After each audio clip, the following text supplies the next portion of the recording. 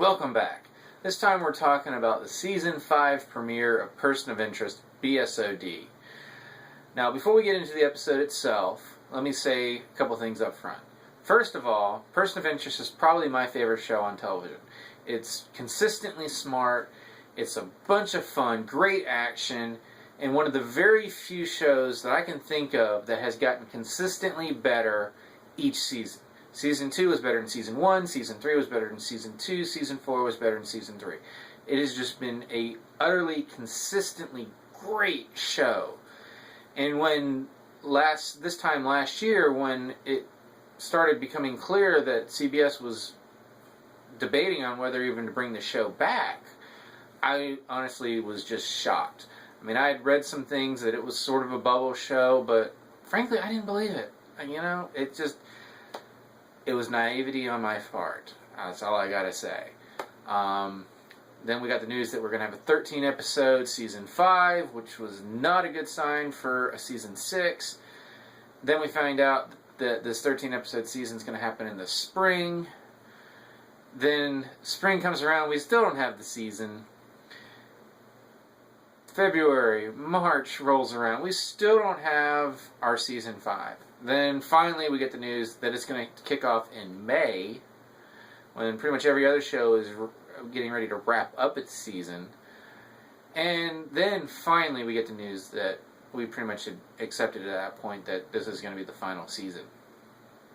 I hope that they can take these last 13 episodes and make a satisfying conclusion for a storyline that has been building over the last 2.5 seasons, really. So, I'm hoping. And if this first season premiere episode, B.S.O.D, is any indication, it looks like we're gonna have fun, if nothing else. This was a fun, great episode to bring us back when we haven't had a new episode in like a year. So let's jump into this. B.S.O.D, short for Blue Screen of Death, basically picks up very shortly after the end of the Season 4 finale, which basically had our heroes fleeing in a hail of bullets, with the machine now compressed into a suitcase, and Samaritan once again, for the second season finale in a row, pretty much winning with the exception of not killing our main characters. So this episode picks up, we start with a voiceover, and we have Root speaking to somebody or something. Very ominous, talking about not sure if we're still alive or not. And my guess sort of is that she's talking to the machine.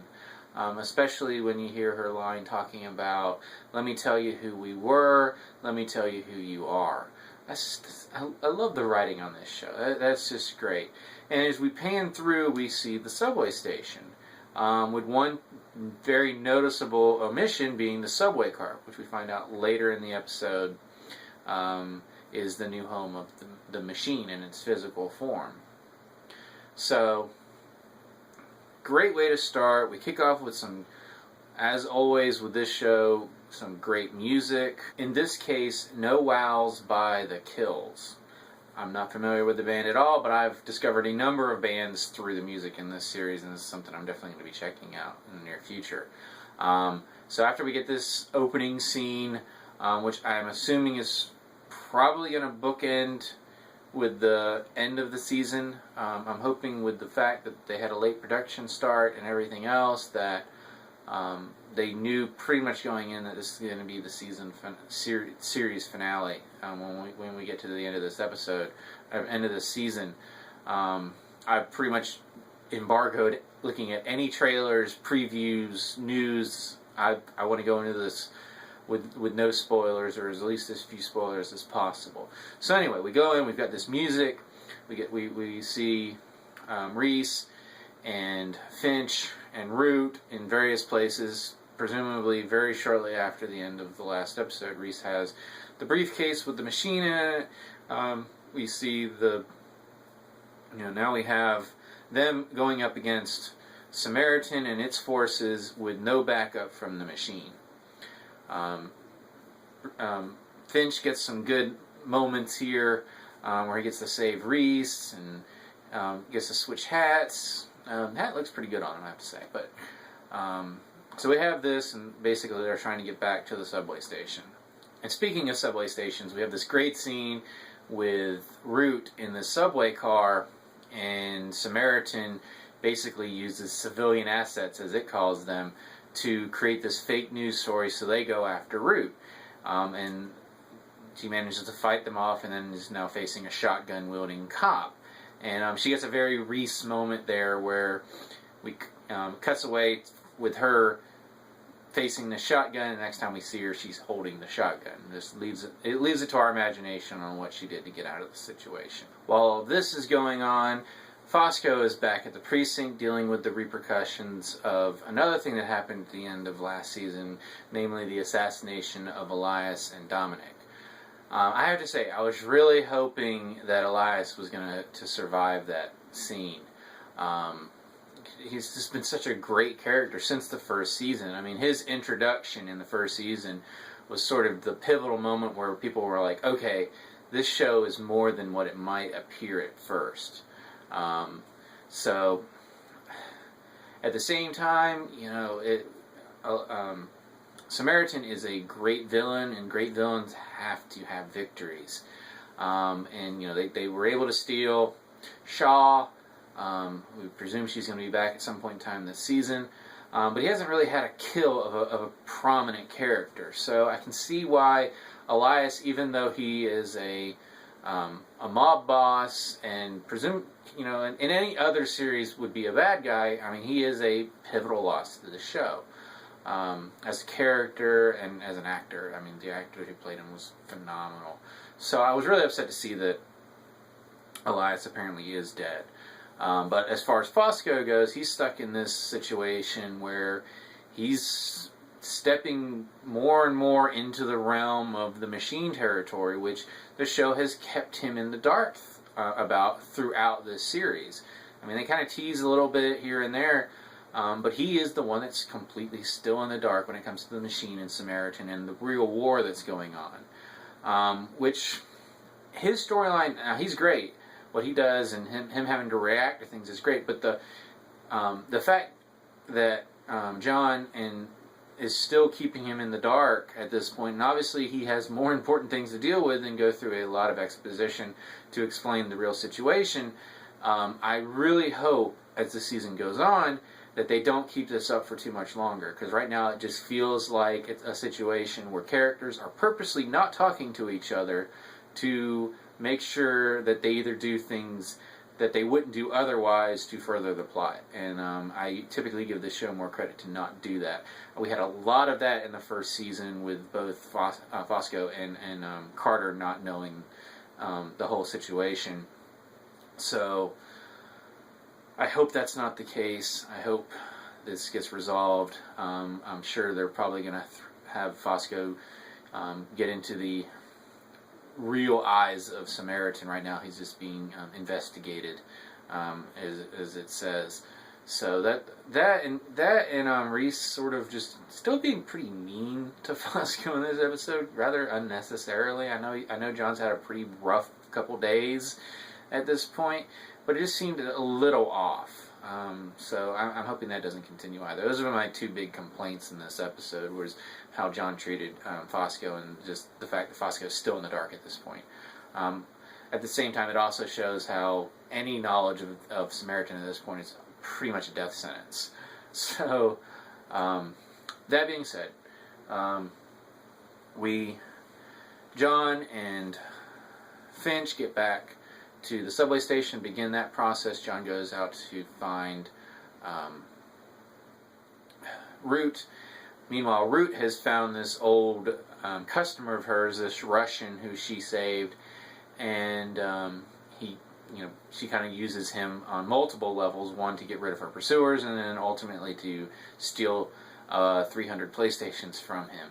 But there was one thing in particular in this scene that I really liked and I wanted to touch on, is the fact that it reminded us that before she became a disciple of the machine, she was a great hacker, which we know, but she was also an assassin. I mean, she has essentially been in God mode with the machine since the end of season 2, with a few exceptions here or there when she was captured by Control and a couple other times. So this was a nice reminder that she does have skills of her own, so when she is getting into a firefight alongside John at the end, as they're, when Samaritan forces show up, it's not unrealistic how that she can still hold her own without the help of the machine. So I enjoyed that little reminder in the episode. As far as the emotional core of this episode, it's the flashbacks, looking at Finch's moments with an early version of the machine and how his worries over the implications of a true AI and how it could basically take over the world. And everything he's saying is just, in the lens of knowing what Samaritan has done, it makes sense. But at the same time, he is sort of the father of this young creation. And I have to give all the credit to Michael Emerson. He nails this episode because he's essentially staring at a camera because he's staring into the computer screen.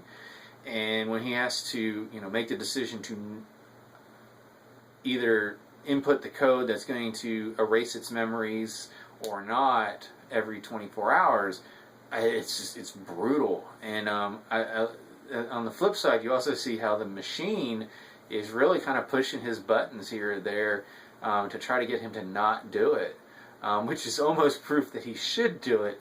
But it's going to be some. There's also some interesting parallels. This whole loss of memories, loss of memories equal death. Kind of harkens back to Ruth's voiceover at the beginning when, if she is talking to the machine, talking about, let me tell you who you are. Whoever she is, it sounds like presumably they're either young or have no memory of what happened. So that was an interesting little tie-in there.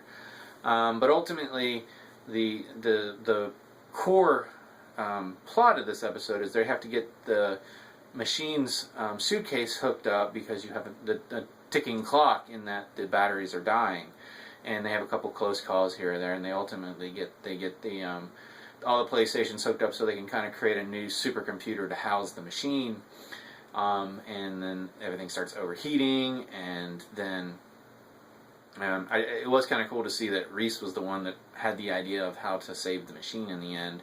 And then we end on the cursor, or the prompt. And never has a prompt been so emotionally satisfying as seeing the prompt on that screen at the end of this episode. So that was sort of a recap / review of this previous episode.